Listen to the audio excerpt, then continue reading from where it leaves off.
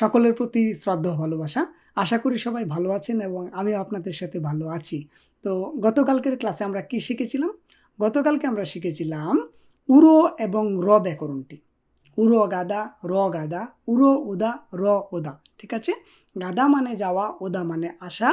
র এবং উড়ো এই ব্যাকরণটি মানে কোনো স্থানে যাওয়া আসার উদ্দেশ্যকে বোঝায়।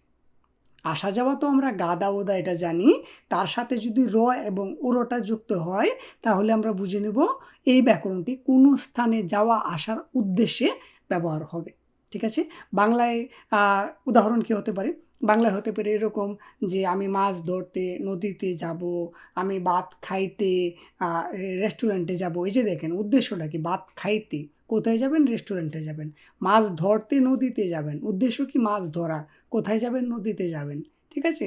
তো আমি চুল কাটতে সেলুনে যাব, তো উদ্দেশ্যটা কি? চুল কাটা। কোথায় যাবেন? সেলুনে যাবেন। এই যে উদ্দেশ্য, আপনি কি করতে চান সেই উদ্দেশ্যটা বুঝাইতেই মূলত এই উড়ো এবং র ব্যাকরণটি ব্যবহার হবে। ঠিক আছে? তো কোথায় কিভাবে ব্যবহার হবে এখন আমরা এই যে এখানে বাক্য দেখতে পাচ্ছি সেখানে আমরা একদম বুঝে বুঝে একটা একটা করে শব্দ দেখে বুঝে এই ব্যবহারটা আমরা শিখে ফেলবো। ঠিক আছে? এই ব্যাকরণটা খুবই গুরুত্বপূর্ণ এবং খুবই সহজ। ঠিক আছে? যদি আপনি বুঝতে পারেন। ওকে? তো আজকেও কিন্তু আপনাদের জন্য অনেক বাড়ির কাজ থাকবে। আমি জানি, আমি বিশ্বাস করি যে আপনারা আমার বাড়ির কাজগুলা করতেছেন এবং নিজে নিজে চেষ্টা করতেছেন। ঠিক আছে? ওকে। তো একটা জিনিস আমি বলে রাখি যে আপনি যে কাজই করেন না কেন নিজের মাস্টার নিজে হতে হবে। আপনি যদি নিজের মাস্টার নিজে না হন, নিজেকে নিজে পরিচালনা না করেন, তাহলে কখনোই আপনি কোনো জিনিস ভালোভাবে অর্জন করতে পারবেন না। ঠিক আছে? ক্লাসের শেষে আমি কিছু গুরুত্বপূর্ণ কথা বলবো। এখন মূলত আমরা ক্লাসটা শুরু করি। ঠিক আছে? ওকে। তো আপনারা দেখতেছেন যে এখানে র এবং উড়ো খুব বড় করে আমি লিখে দিলাম। এটার অর্থ আমরা কিছুক্ষণ আগে জানলাম। এখন সেটার ব্যবহার দেখব। ওকে। তো দেখেন প্রথমে আমি লিখলাম হানগুগো বেউরো হাক্কিউয়ে গায়ো। হানগুগো মানে কোরিয়ান ভাষা, বাংলাটা কিন্তু অবশ্যই লিখে ফেলবেন। কোরিয়ান ভাষা শিখতে স্কুলে যাই।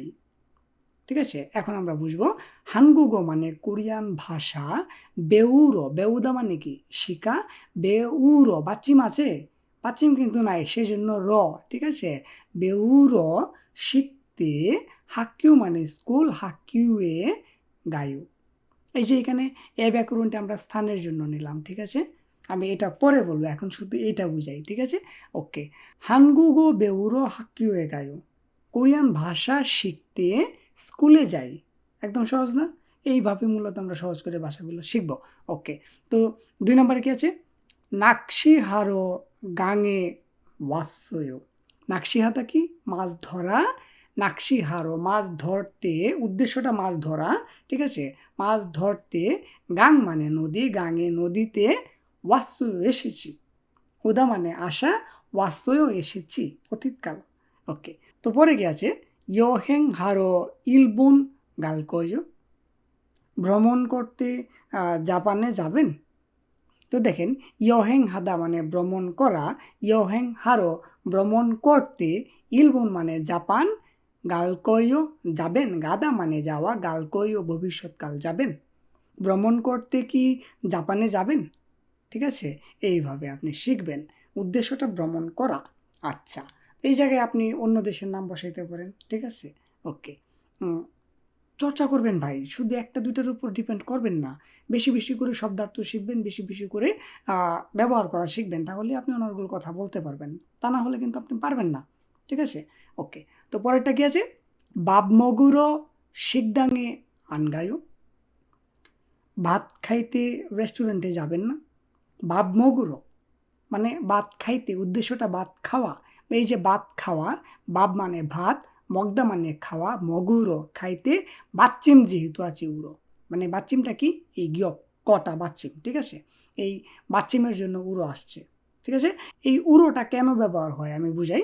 এই যে বৃত্তটা আছে না, এটার নিজস্ব কোনো উচ্চারণ নাই। এই যে বাচ্চিম যা আছে, নিচে যেটা আছে সেটা মনে মনে এখানে যাইয়া উচ্চারিত হবে।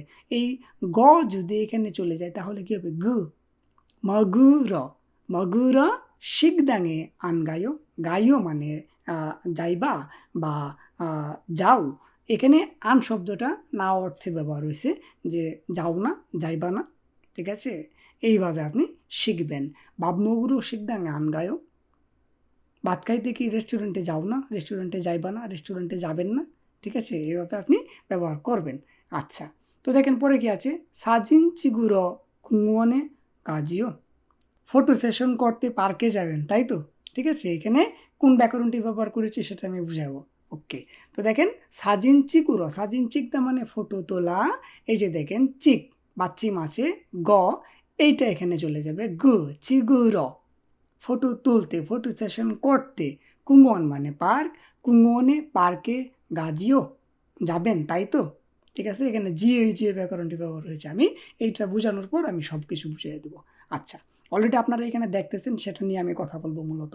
ওকে, তারপরে কি আছে, তারপরে আছে ইয়ংহোয়া বুড়ো জামশিল উসেও, সিনেমা দেখতে জামশিলে আসেন, ঠিক আছে, ইয়ংহোয়া বোদা সিনেমা দেখা, ইয়ংহোয়া বুড়ো জামশিল মানে উদ্দেশ্যটা কি, সিনেমা দেখা, এই সিনেমা দেখার উদ্দেশ্যে কোথায় আসতে হবে, জামশিল উসেও আসুন, ঠিক আছে, জামশিল মানে একটা স্থানের নাম, উদা মানে আসা, ওসেও আসুন, সিনেমা দেখতে জামশিলে আসুন, ইয়ংহোয়া বুড়ো জামশিল উসেও, সিনেমা দেখাটা উদ্দেশ্য, সেজন্য বলতেছে যে সিনেমা দেখতে জামশিল আসুন, ঠিক আছে।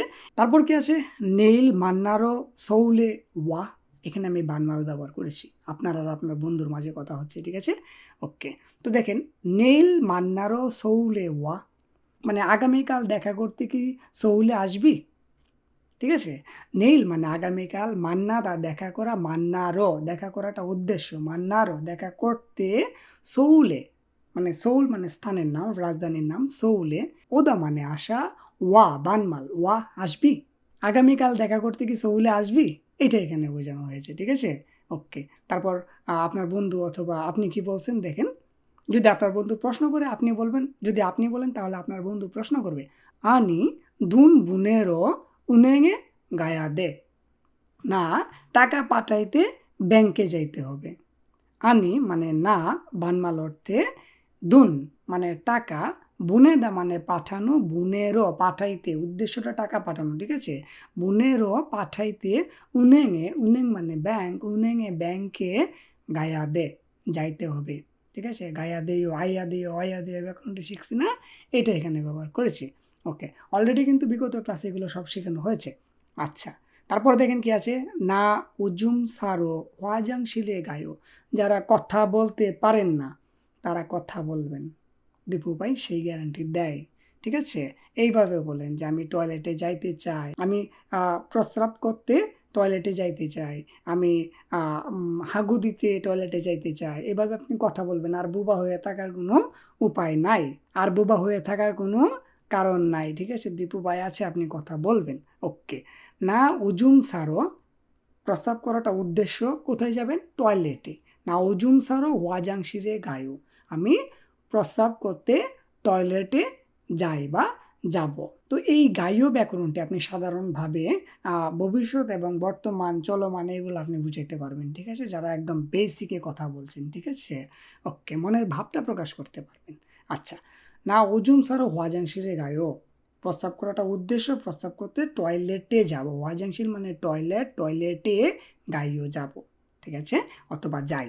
আচ্ছা, তারপরে কি আছে, না তুং সারো ওয়াজাংশিরে গাইয়া দেও, এখানে একটা জিনিস দেখেন যে আপনি শুধু টয়লেটে যাবেন এই কথাটা বললেই কিন্তু হচ্ছে, এই ওজুম সারো তুং সারো কেন বলা দরকার, দেখেন আপনি যদি টয়লেটে যান কিছু কিছু জায়গায় কিন্তু আপনাকে জবাবদিহিতা করতে হয়, কেন টয়লেটে দেরি করলে, কেন এত বারবার টয়লেটে যাস, আপনার যদি পেট খারাপ থাকে আপনি হাগু করতে যাবেন, ঠিক আছে, যদি আপনার বারবার প্রস্রাব করা লাগে তাহলে আপনি এই প্রস্রাব করতে যাবেন, এভাবে ভেঙে বললে তাহলে কি হয়, আপনি যেটা করতে চান সেই ভাষাটার প্রয়োগ আপনি করতে পারবেন, ঠিক আছে। ওকে, তো এই জন্য মূলত আমরা এই কথাগুলো শিখবো, এইগুলো আপনি চর্চা করবেন, যেভাবে আছে সেভাবে তো করবেনই। আমি কিন্তু গতকালকে পড়া দিয়েছিলাম, বাড়ির কাজ দিয়েছিলাম যে প্রত্যেকটা ব্যাকরণের প্রত্যেকটা কাল সম্পর্কে আপনাকে শিখতে হবে, ঠিক আছে। তো এই পাশে দেখেন এ আইও অয়ো হেইও আসয়ো অসয়ো হেসয়ো উল্কয়ো লকয়ো জিও ইজিও উসেও সেও আইয়া দেও অয়া দেও হেইয়া দেও, এইগুলোকে আমি সব পড়াই নাই, অবশ্যই আমি সব পড়াইছি, এইগুলা দিয়া যদি আপনি এই কথাগুলা বলেন কথা বলার আর কি বাকি থাকে সেটা আমাকে বলেন। তো আজকের ক্লাসটি আমরা এখানে রাখছি। এখন আমি কিছু কথা বলবো, যদি আপনার সময় থাকে তাহলে শুনবেন, ঠিক আছে?